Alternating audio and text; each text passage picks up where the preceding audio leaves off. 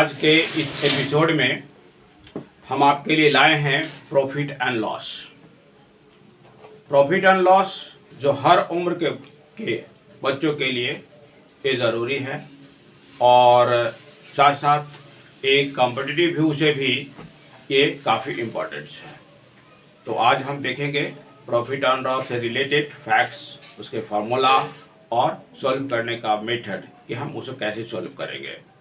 और इसे बताने से पहले हम आपसे एक रिक्वेस्ट करेंगे कि आप जब भी देखें हमारा वीडियो जो है पूरा देखें और उसके स्टेप बाय स्टेप सॉल्यूशन को देखें, और साथ ही साथ ये यदि अच्छा लगे आपको हमारा वीडियो तो आप अपने दोस्तों को इसे ज़रूर शेयर करें और सब्सक्राइब करें ताकि हमारा नया वीडियो हर नया वीडियो आपके पास आसानी से पहुंच सके। प्रॉफिट एंड लॉस यहाँ पर देख रहे हैं कि profit and loss it is a part of business. Profit and loss जो है एक बिजनेस का पार्ट है।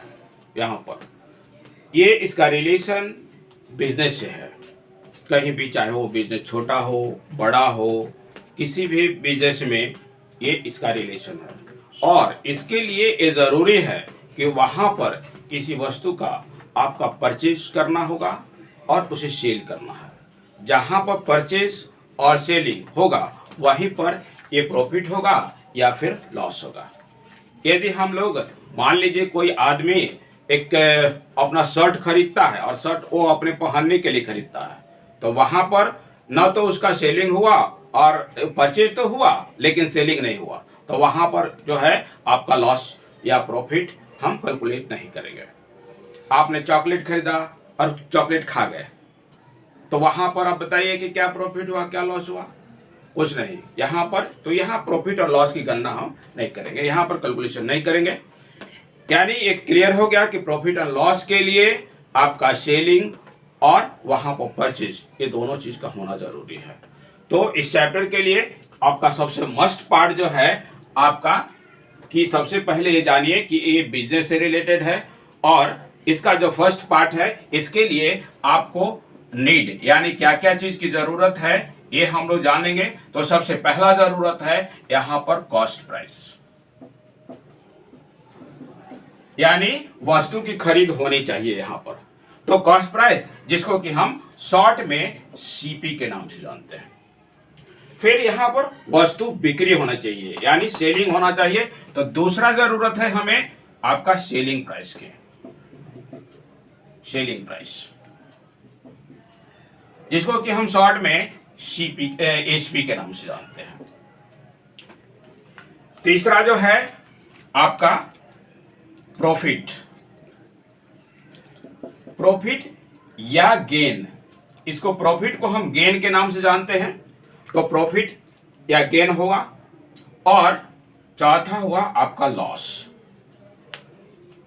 अब ये बताएं इनमें दोनों में से सिर्फ एक हो सकता है, प्रॉफिट होगा तो लॉस नहीं, लॉस होगा तो प्रॉफिट नहीं।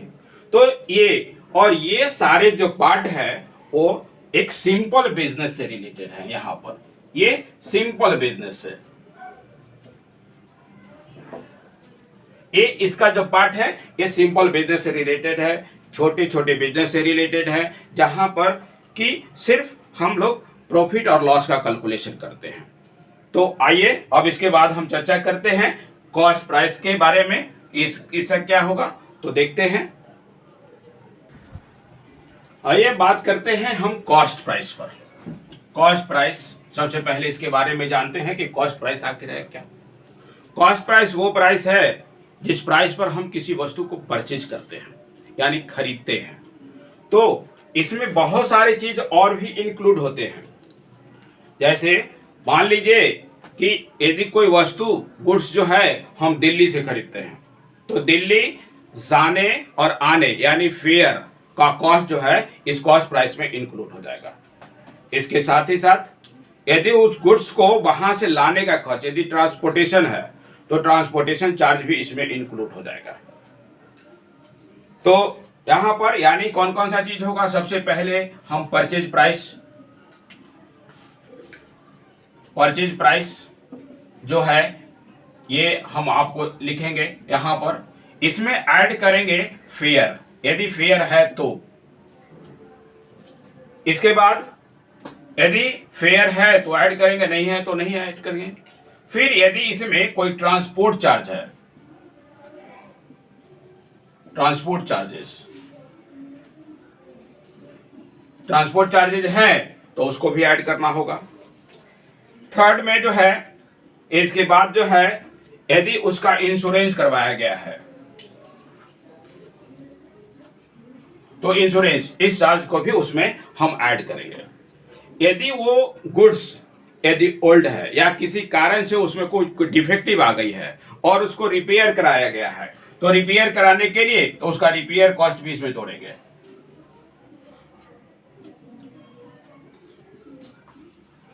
रिपेयर कॉस्ट, ये सारे कॉस्ट को इसमें हम लोग ऐड करते हैं। ऐड करने के बाद जो हमारा जो फाइनल अमाउंट आएगा वो होगा आपका, जो फाइनल अमाउंट हो जाएगा वो आपका टोटल सीपी हो जाएगा। यहाँ पर ये सीपी, यहाँ पर जो अमाउंट आएगा ये टोटल सीपी होगा। अब इसमें डिपेंड करता है कि इसमें कौन सा उसमें जुड़ा हुआ है, और इसके अनुसार इस सारे को हम ऐड कर करके और टोटल सीपी फाइंड करते हैं।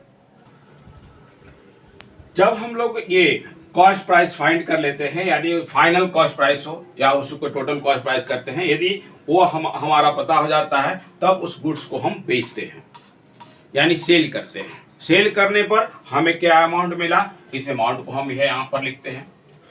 और इसके बाद तब हम कंपैरिजन करते हैं एसपी और सीपी का। यहाँ पर इफ यानी SP is greater than CP, यदि एसपी सीपी से बड़ा है तब यहाँ पर जो है होगा हमारा गेन, यानी प्रॉफिट। प्रॉफिट कहें, गेन कहें तो भी हो। ये कब होगा, जब एसपी सीपी से बड़ा है।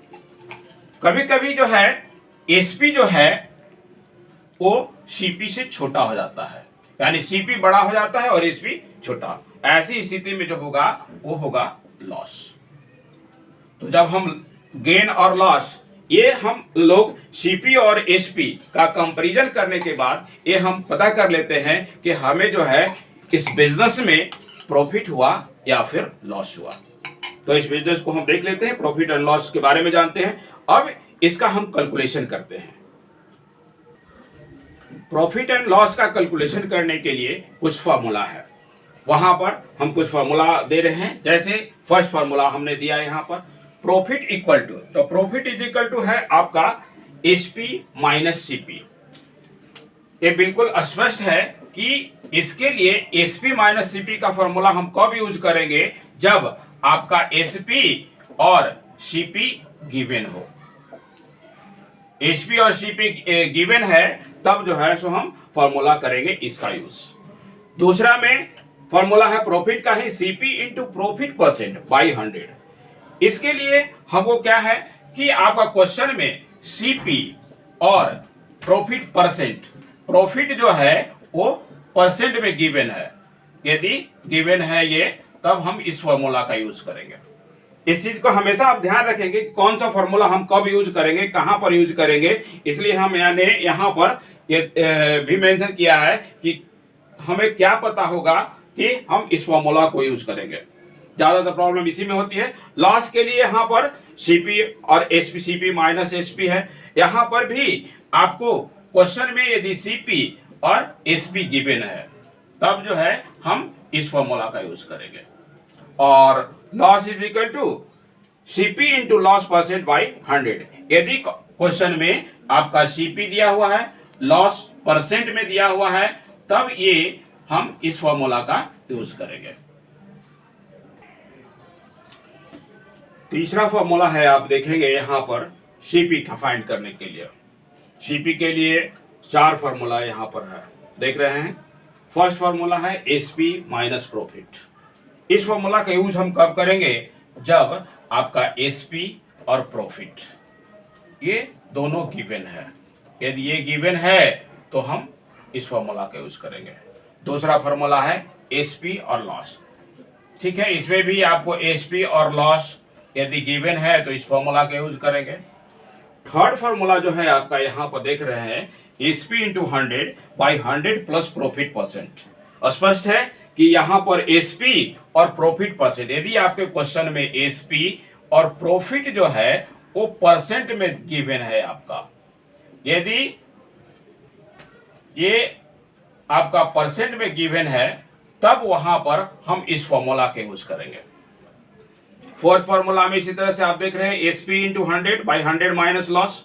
यहां भी इस फॉर्मूला का हम कब यूज करेंगे, यदि आपके क्वेश्चन में SP दिया हुआ है और लॉस परसेंट में दिया हुआ है। यदि इस तरह का है तो हम फाइंड करेंगे, इस फॉर्मूला का यूज करेंगे यहाँ पर, और इस तरह से हम CP फाइंड करने के लिए। तो CP के लिए यहाँ पर 4 फॉर्मूलाज हैं। 4 नंबर में SP फाइंड करने के लिए, तो SP के लिए यहाँ पर देखिए SP is equal to first formula है CP प्लस प्रॉफिट। यहाँ भी आपको यदि क्वेश्चन में CP गिवन है और प्रॉफिट है गिवन, ये जब गिवन है प्रॉफिट CP और प्रॉफिट, तब हम CP प्लस प्रॉफिट का यूज करेंगे। और सेकेंड फॉर्मूला है CP माइनस लॉस। यहाँ पर इस फॉर्मूला का यूज तभी करेंगे जब CP और लॉस गिवन है, CP और लॉस गिवन है यहाँ पर इस तरह से आप हम लोग अब आइए देखे हैं ये SP के लिए थर्ड फार्मूला में है आपका 100 plus profit percent by 100 into CP।